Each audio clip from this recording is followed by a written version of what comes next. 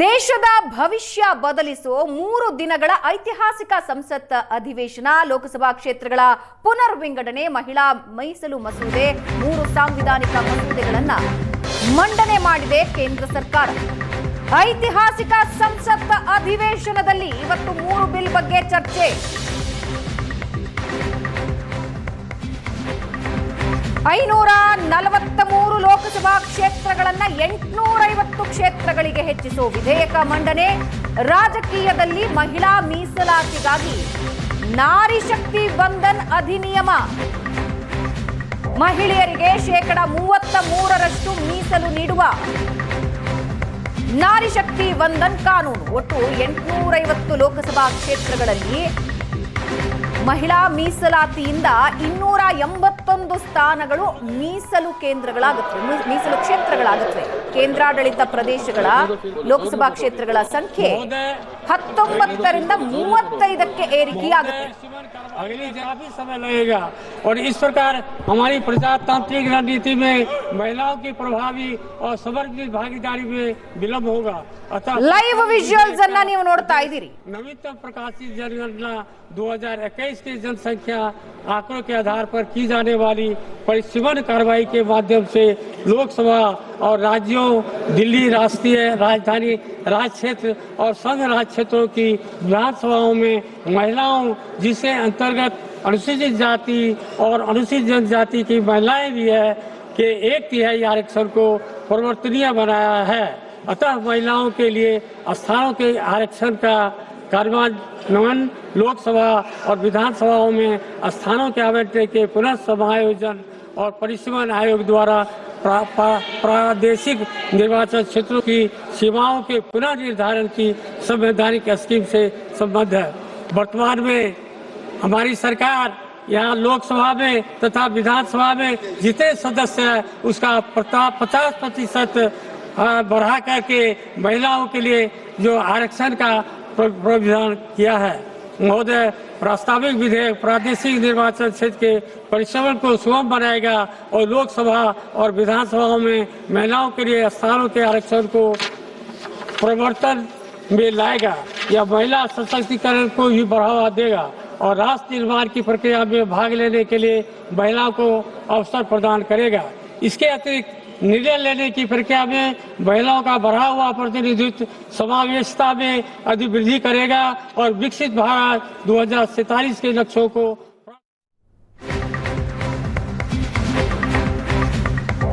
ಸಂಸತ್ನಲ್ಲಿ 2 ದಿನ 3 ಬಿಲ್ಗಳ ಮೇಲೆ ಸುದೀರ್ಘ ಚರ್ಚೆಯಾಗುತ್ತೆ. ಸದನದಲ್ಲಿ ನಾಳೆ ಸಂಜೆ 4 ಗಂಟೆಗೆ ಬಿಲ್ ಅಂಗೀಕಾರಕ್ಕೆ ಮತದಾನ ಮಾಡಲಾಗುತ್ತೆ. ಮಹಿಳಾ ಮೀಸಲಾತಿ ಬಿಲ್ ಅಂಗೀಕಾರಕ್ಕೆ ವಿಪಕ್ಷಗಳಿಗೂ ಕೂಡ ಮನವಿ ಮಾಡಲಾಗಿದೆ. ನಾಳೆ ಸಂಜೆ 4 ಗಂಟೆಗೆ ಬಿಲ್ ಅಂಗೀಕಾರಕ್ಕೆ ಮತದಾನ ನಡೆಯುತ್ತೆ. ಅಲ್ಲಿವರೆಗೆ ಚರ್ಚೆಗೆ ಅವಕಾಶ ಇದೆ. 3 ಬಿಲ್ಗಳ ಮೇಲೆ ಸುದೀರ್ಘ ಚರ್ಚೆ. ಒಂದು ಲೋಕಸಭಾ ಕ್ಷೇತ್ರಗಳ ಪುನರ್ವಿಂಗಡಣೆ ಮಸೂದೆ, ಇನ್ನೊಂದು ಮಹಿಳೆಯರ ರಾಜಕೀಯ ಕ್ಷೇತ್ರದ 33. ಪ್ರಧಾನಿ ಮೋದಿ ಮಾತಾಡ್ತಾ ಇದ್ದಾರೆ. सुबह से चर्चा प्रारंभ हुई है.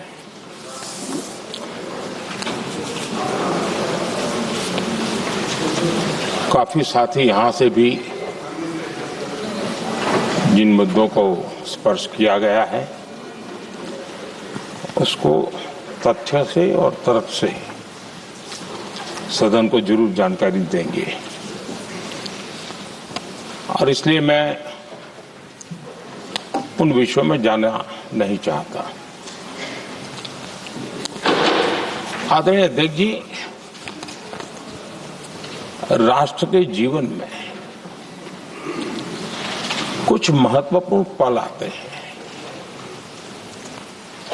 और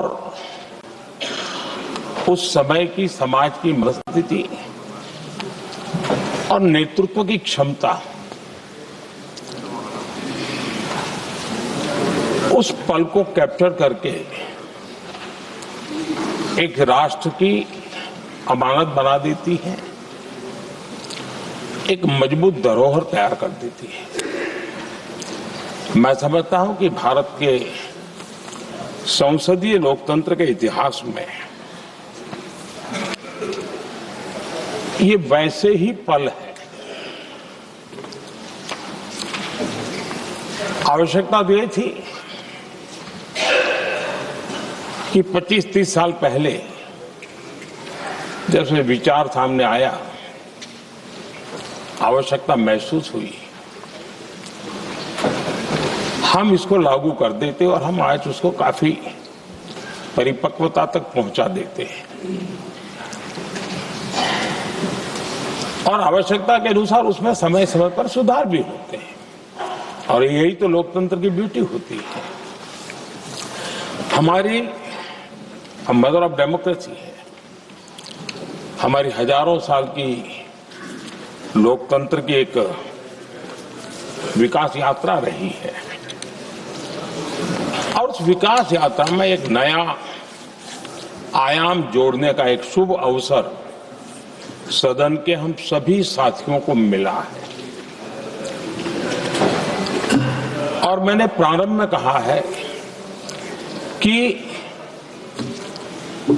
हम सब भाग्यवान हैं कि हमें ऐसे महत्वपूर्ण और देश की आधी आबादी को इस राष्ट्र निर्माण की नीति निर्धारण प्रक्रिया में हिस्सेदार बनाने का सौभाग्य मिल रहा है।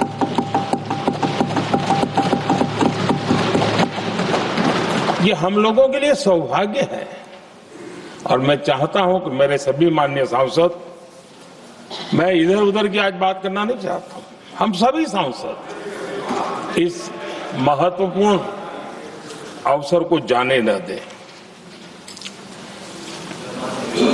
हम भारतीय सब मिल करके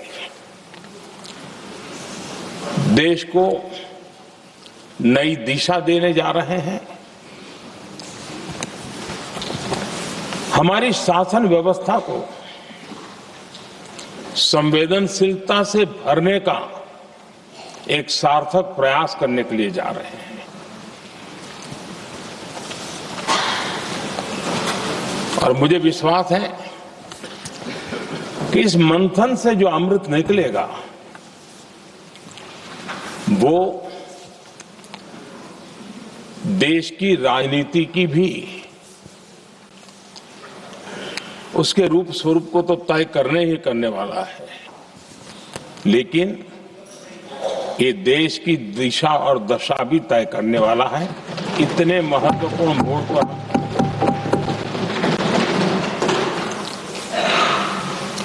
आदरणीय अध्यक्ष जी, 21वीं सदी में भारत एक नए आत्मविश्वास के साथ आगे बढ़ रहा है। विश्व में भी आज भारत की स्वीकृति हम सब महसूस कर रहे हैं और ये हम सबके लिए गौरव का पल है।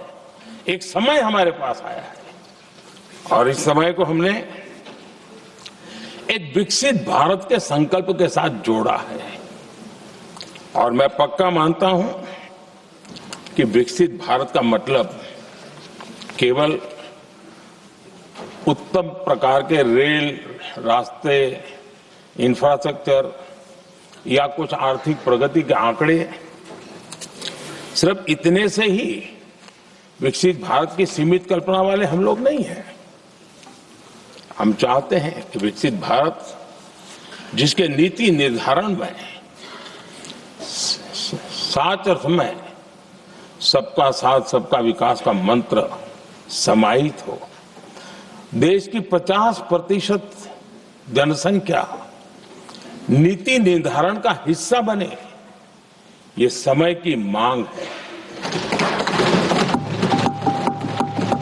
हम पहले ही देरी कर चुके हैं, कारण कोई भी होंगे, जिम्मेवार कोई भी होंगे, लेकिन इस सच्चाई को हमें स्वीकार करना होगा कि जब हम अकेले मिलते हैं तब मानते हैं हाँ यार, लेकिन जब सामूहिक रूप से मिलते हैं, मुझे याद है कि जिस इसकी प्रक्रिया चली थी, सभी दलों से मिलना हुआ है, एक दल को छोड़ करके जिन जिन से मिलना हुआ है, हर एक ने सैद्धांतिक विरोध नहीं किया है। बाद में जाकर के जो कुछ भी हुआ होगा, राजनीतिक दिशा पकड़ी जा रही है, लेकिन जो राजनीतिक दिशा में ही सोचते हैं, मैं उनको भी एडवाइज करना चाहूंगा, एक मित्र के रूप में एडवाइज करता हूं और सबको काम आएगी। हमारे देश में जब से विमेन रिजर्वेशन को लेकर के चर्चा हुई है और उसके बाद जब जब चुनाव आया है, तो हर चुनाव में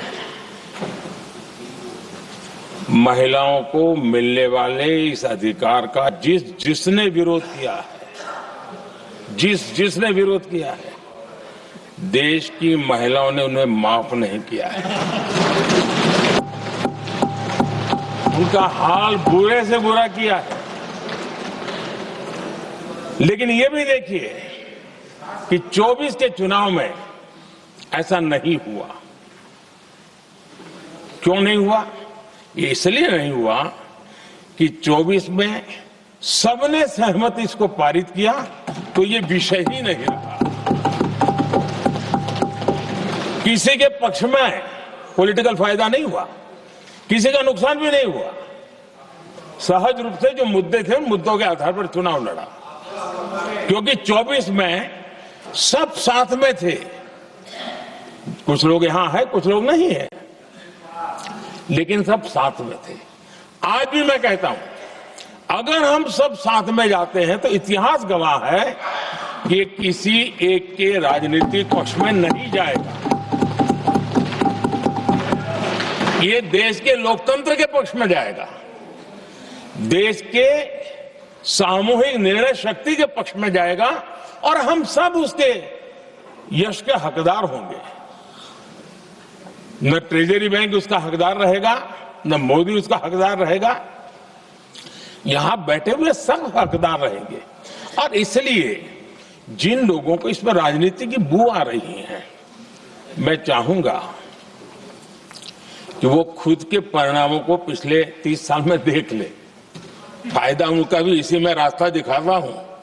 इसी में फायदा है कि जो नुकसान हो रहा है उससे बच जाओगे। और इसलिए मैं समझता हूं कि इसको राजनीतिक रंग देने की जरूरत नहीं है। आदरणीय अध्यक्ष जी, मुझे याद है तब तो मैं शासकीय व्यवस्था की राजनीति में नहीं था। मैं एक संगठन के कार्यकर्ता के नाते काम करता था। उस समय एक चर्चा सुनने को मिलती थी गलियारों में कि देखिए ये कैसे लोग हैं,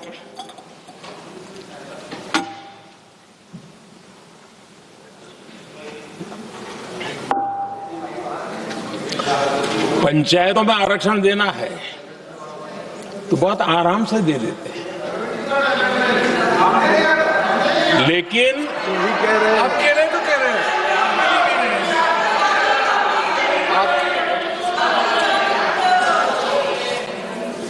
पंचायतों में आरक्षण देना है तो आराम से देते हैं, क्योंकि उसमें उनको खुद का पद जाने का डर नहीं लगता है। उसको लगता है हम सुरक्षित यार वहां दे दो। ये उस समय गलियारों में बहुत चर्चा थी कि बोले कभी नहीं करेंगे यहां बैठे हुए। क्यों? क्योंकि उनका कुछ जाएगा। और इसलिए और बगे पंचायत का हो जाता है, 50% तक पहुंच गए। मैं राजनीतिक दृष्टि से और भी एक बात समझाना चाहता हूं साथियों। आज से 25 साल 30 साल पहले जिसने भी विरोध किया तो विरोध राजनीतिक सतह से नीचे नहीं गया था। आज ऐसा समझने की गलती मत करना। पिछले 25-30 साल में ग्रास रूट लेवल पे पंचायती चुनाव व्यवस्थाओं में जीत करके आई हुई बहनों में एक पॉलिटिकल कॉन्शियसनेस है। वे ओपिनियन मेकर हैं ग्रास रूट लेवल पे। 30 साल पहले वो शांत रहती थी, बोलती नहीं थी, समझती थी, बोलती नहीं थी। आज वो वोकल है। और इसलिए अब जो भी पक्ष विपक्ष होगा, वो जो लाखों बहनें कभी न कभी पंचायत में काम कर चुकी है, प्रतिनिधित्व कर चुकी है, जनता के सुख दुख की समस्याओं को गहराई से देखा है, वो आंदोलित है। वो कहती हैं कि झाड़ू कचरा वाले काम में तो हमें जोड़ देते हो, वो तो परिवार में भी पहले होता था। अब हमें निर्णय प्रक्रिया में जोड़ो, और निर्णय प्रक्रियाएं विधानसभा में और पार्लियामेंट में होती है।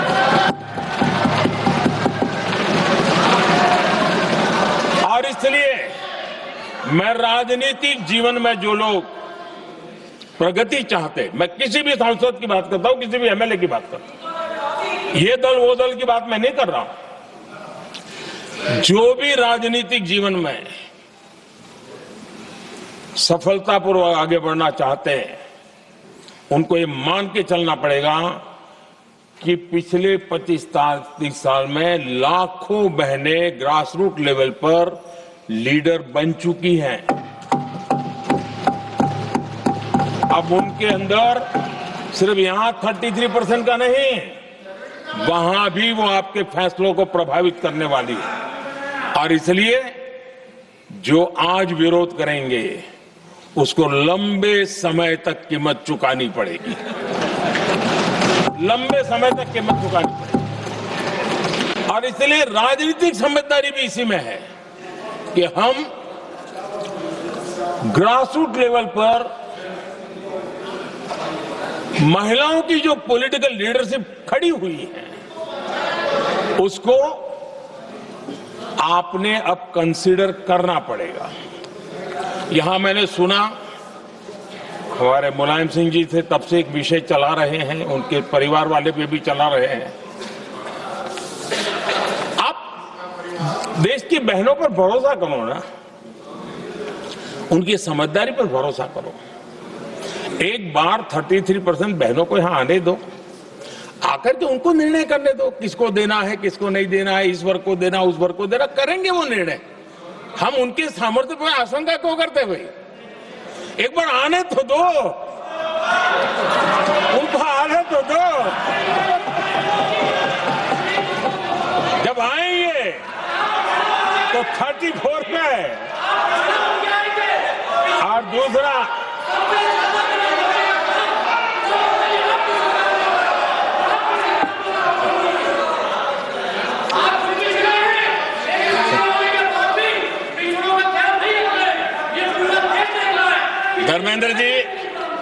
धर्मेंद्र जी, मैं आपका बहुत आभारी हूं कि आपने मेरी पहचान करा दी। ये बात सही है, मैं अति पिछड़े समाज से आता हूं।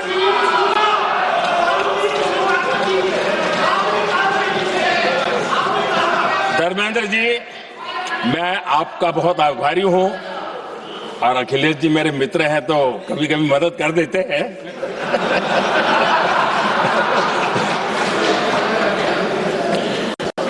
ये बात सही है कि मैं अति पिछड़े समाज से आता हूं, लेकिन मेरा दायित्व समाज के सबको साथ लेके चलने का है, और यही मेरे संविधान ने मुझे यही रास्ता दिखाया है। मेरे लिए संविधान ही सर्वोपरि है, और इसलिए, और ये संविधान की ताकत है कि मेरे जैसा अत्यंत छोटे समाज का, अति पिछड़े समाज के व्यक्ति को इतना बड़ा दायित्व देश ने दिया।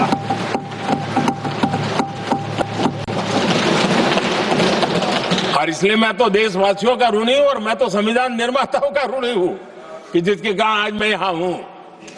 लेकिन आदरणीय अध्यक्ष जी, शिकायत की तो अच्छी बात है कि वो पिछड़ी जाति का स्वीकार कर रहे हैं, लेकिन हम पिछड़ी जातियों के साथ अन्याय न करें, इतना निवेदन है। आदरणीय अध्यक्ष जी, आज जीवन के हर क्षेत्र में हम देखें कि नारी शक्ति देश के गौरव को बढ़ाने वाले, परचम लहराने में कहीं पीछे नहीं है जी। हम गर्व कर सकें इस प्रकार से जीवन के अलग अलग क्षेत्रों में आज हमारी माताएं बहनें बहुत बड़ा योगदान, हमारी बेटियां तो कमाल कर रही हैं जीवन के हर क्षेत्र में।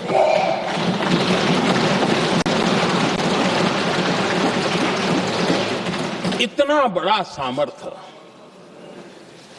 उसको हम हिस्सेदारी से रोकने के लिए क्यों इतनी ताकत खपा रहे हैं जी? उनके जुड़ने से सामर्थ्य बढ़ने वाला है।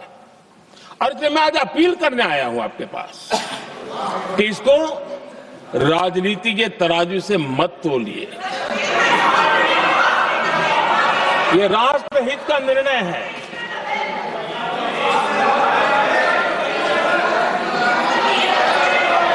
आदरणीय अध्यक्ष जी, आज का हमारे सामने अवसर एक साथ बैठ करके एक दिशा में सोच करके विकसित भारत बनाने में हमारी नारी शक्ति की भागीदारी को एक खुले मन से निर्णय करने का अवसर है, स्वीकार करने का अवसर है। और मैंने जैसा पहले ही कहा कि आज पूरा देश और विशेष करके नारी शक्ति हमारे निर्णय तो देखेगी, लेकिन निर्णय से ज्यादा हमारी नीयत को देखेगी।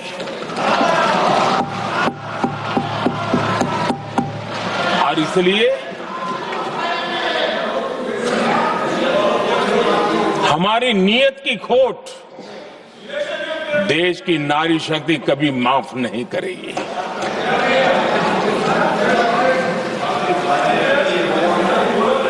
आदरणीय अध्यक्ष जी, 2023 में इस नए सदन में हमने सर्वसम्मति से एक प्रकार से इस अधिनियम को स्वीकार किया था। पूरे देश में खुशी का वातावरण बना, उस पर कोई राजनीतिक रंग नहीं लगे और इसलिए वो कभी राजनीतिक इश्यू भी नहीं बना। तो एक अच्छी स्थिति है। अब सवाल ये है कि हमें कितने समय तक इसको रोकना है। अब यहां जो लोग जनसंख्या वगैरह के विषय उठाते हैं, क्या आपको मालूम नहीं है? मैं चाहूंगा कि अमित भाई अपने भाषण में इन सारी चीजों का उल्लेख करेंगे, जब कि हमने जनगणना के संबंध में कब कब क्या क्या किया था, बाद में कोविड आया, उसके कारण क्या मुसीबत आई, कैसे रुकावटें आई, ये सारी बातें हम सबके सामने हैं, इसमें कोई विषय नहीं है। लेकिन पिछले दिनों जब हम 23 में चर्चा कर रहे थे, तब भी व्यापक रूप से बात ये थी कि इसको जल्दी करो। हर कोई कह रहा था जल्दी करो। अब 24 में संभव नहीं था क्योंकि इतने कम समय में करना मुश्किल था। अब 29 में हमारे पास अवसर है। अगर हम 29 में भी नहीं करते तो ये स्थिति क्या बनेगी हम कल्पना कर सकते हैं। फिर हम देश की माताओं बहनों को ये विश्वास नहीं बना पाएंगे कि हम सचमुच में प्रयास सच्चे अर्थ कर सकते थे। और इसलिए समय की मांग है कि अब हम ज्यादा विलंब न करें। इस दरमियान राजनीतिक दल के लोगों से, संविधान के जानकार लोगों से, जो महिलाओं में एक्टिविस्ट के नाते काम करने वाले ऐसे लोगों से भी कई चर्चाएं हुई। कुछ लोगों ने खुद होकर के भी सुझाव दिए।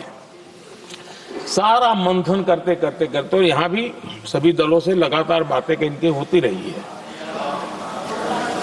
स्ट्रक्चर वे में हुई है, इनफॉर्मल भी हुई है, और उसमें से आखिर बना हुई एक कुछ रास्ता निकालना होगा ताकि हम हमारी माताओं बहनों की शक्ति को जोड़ सकते हैं। आदरणीय अध्यक्ष जी, मैं एक बात जरूर कहना चाहूंगा। यहां बैठकर के हमें किसी को संविधान ने देश को टुकड़ों में सोचने का अधिकार ही नहीं दिया है। जो शपथ लेके हम बैठे हैं ना, हम सबको एक राष्ट्र के रूप में विचार करना हमारा दायित्व बना। चाहे कश्मीर हो या कन्याकुमारी, हम टुकड़ों में न सोच सकते हैं, न टुकड़ों में हम निर्णय कर सकते हैं। और इसलिए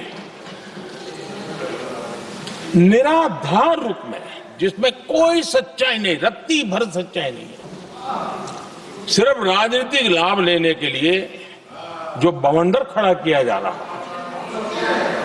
मैं आज बड़ी जिम्मेवारी के साथ इस सदन में इस पवित्र जगह से कहना चाहता हूं, चाहे दक्षिण हो, उत्तर हो, पूर्व हो, पश्चिम हो, छोटे राज्य हो, बड़े राज्य हो, मैं आज एक जिम्मेवारी से कहना चाहता हूं कि निर्णय प्रक्रिया किसी के साथ भी भेदभाव नहीं करेगी। ये निर्णय प्रक्रिया किसी के साथ अन्याय नहीं करेगी।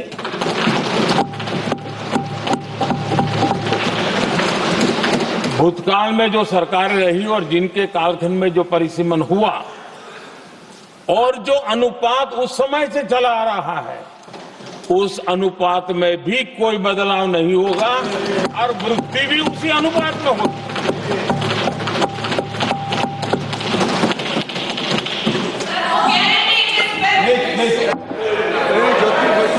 अगर गारंटी शब्द चाहिए तो मैं गारंटी शब्द उपयोग करता हूं। वादा की बात करते हो तो मैं वादा शब्द उपयोग करता हूं। अगर तमिल में कोई अच्छा शब्द हो तो वो भी मैं बोलने के लिए तैयार हूं। क्योंकि जब नियत साफ है तो फिर शब्दों का खेल करने की हमें जरूरत नहीं है जी।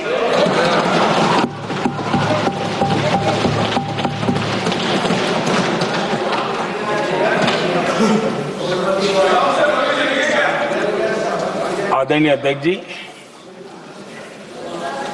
मैं आज सदन के सभी साथियों को ये भी कहना चाहता हूं कि साथियों, हम भ्रम में न रहे।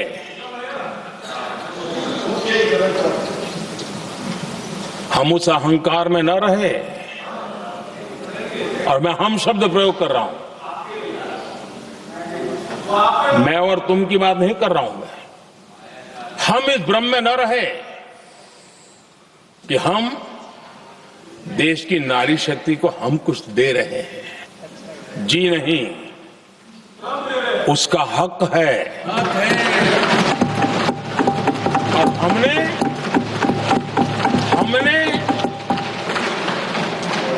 कई दशकों से उसको रोका हुआ है। आज उसका प्रायश्चित करके हमें उस पाप में से मुक्ति पाने का यह अवसर है।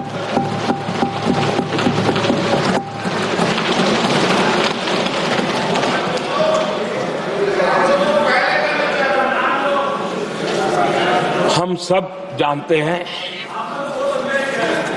हर एक ने कैसे चालाकी की है, हर बार चतुराई की।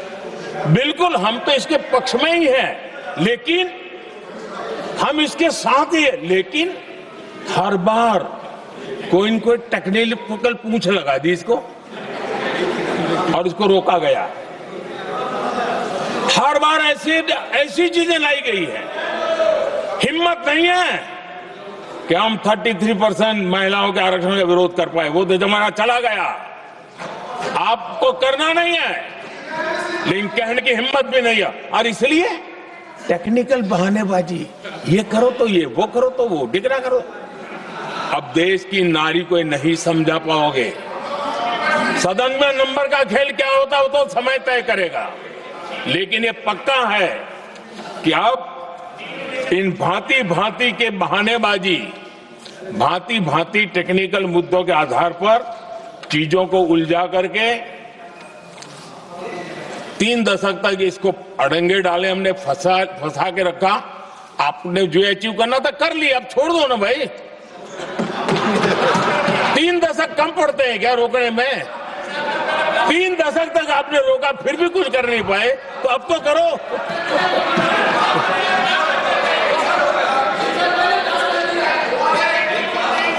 आदरणीय अध्यक्ष जी,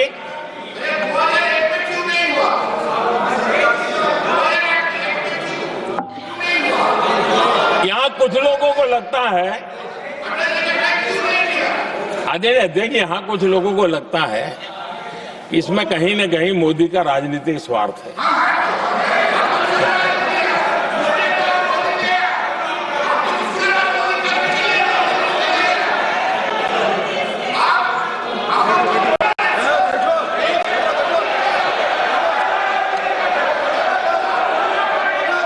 अरे भाई, इनको बोलने दीजिए, वहां पर बेचारे को मुंह पे ताला लगा हुआ है, वो बगल में कोई बोलने नहीं देता उसको।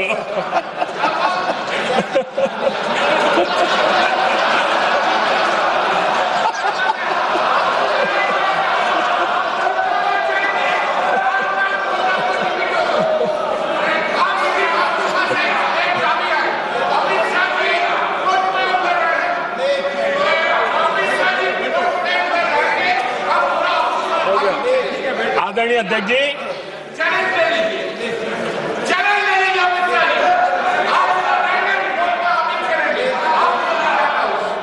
आदरणीय अध्यक्ष जी, देखिए, इसका अगर विरोध करेंगे तो स्वाभाविक है कि राजनीतिक लाभ मुझे होगा, लेकिन साथ चलेंगे तो किसी को भी नहीं होगा, लिख के रखो, किसी को नहीं रहेगा, क्योंकि फिर अलग पहलू हो जाता है, फिर किसी को फायदा नहीं होता। और इसलिए हमें क्रेडिट नहीं चाहिए। जैसे ये पारित हो जाए, मैं कल एडवर्टाइजमेंट दे करके सबका धन्यवाद करने के लिए तैयार हूं, सबकी फोटो छपवाने के लिए तैयार हूं। क्रेडिट आप ले लो, चलो। क्रेडिट की चिंता है क्या है जी, ले लो ना क्रेडिट। आपको जिसकी फोटो छपवानी है सरकारी खर्चे से हम करवा देंगे।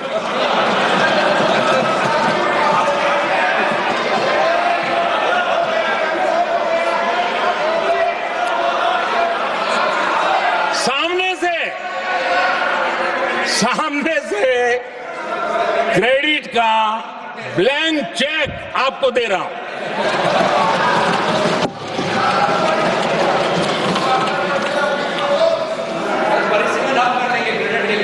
आदरणीय अध्यक्ष जी, हमारी संसदीय लोकतंत्र में महिलाओं की भागीदारी ये सिर्फ आंकड़ों का खेल या एक लोकतांत्रिक व्यवस्था में सुधार इतना सीमित नहीं है। लोकतंत्र की जननी के रूप में, मदर ऑफ डेमोक्रेसी के रूप में ये निर्णय भारत का कमिटमेंट है, ये सांस्कृतिक कमिटमेंट है।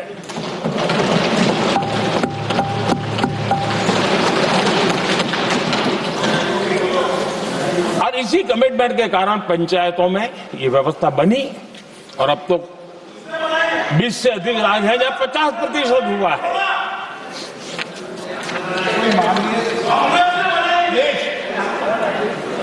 और हमने अनुभव किया है, मुझे लंबे अरसे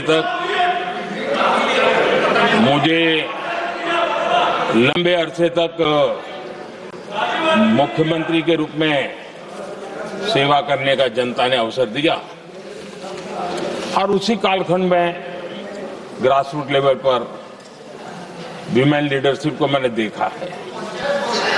मेरा अनुभव है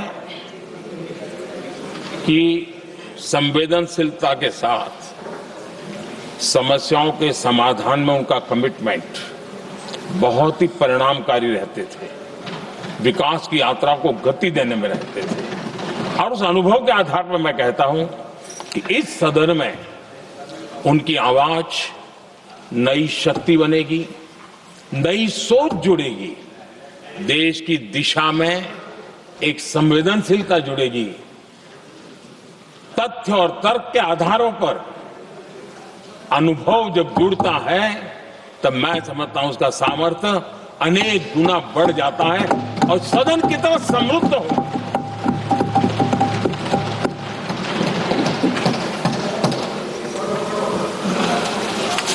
आदरणीय अध्यक्ष जी, हमारे देश में अनुभवी नारी शक्ति की कोई कमी नहीं है, सामर्थ्यवान में कोई कमी नहीं। हम भरोसा करें वे कंट्रीब्यूट करेंगे, बहुत अच्छा कंट्रीब्यूट करेंगे। और आज भी जितनी हमारी बहनें यहाँ हैं, जब भी उनको अवसर मिला है उन्होंने बहुत अच्छे ढंग से अपनी बात बताई है, सदन को समृद्ध किया।